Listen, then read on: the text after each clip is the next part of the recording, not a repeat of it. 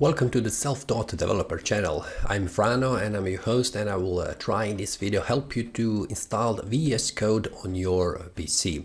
I'm using Windows PC, so if you are using the same, this will tutorial help you to understand and also what are the steps needed to install VS Code on your PC. First, you need to visit codevisuals.com, and when you do that, on the home page you will have here download for Windows. Click on it.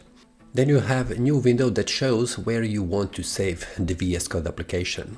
You can find on your PC a place where you would like to save it, and for example I will use downloads folder. Click the new folder and click VS Code. Create a new folder and open it, click save.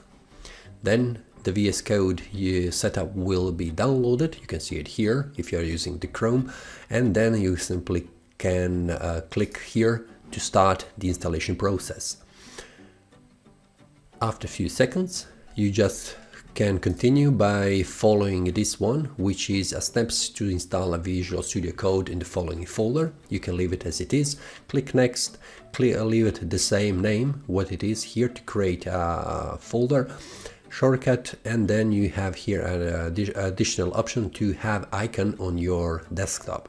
If you would like, you can have it. If you do not want, you can just skip it. Click next and click install. After a few seconds, depending on your PC, it will take more or less than a few seconds. For example, as it looks, less than 10 seconds will be needed on my PC to be installed.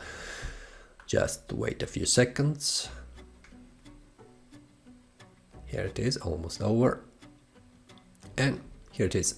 The wizard is completely finished. I can leave it launch Visual Studio Code when I click finish, so I will do that like this. And after a few seconds, the Visual Studio Code will be installed on the PC.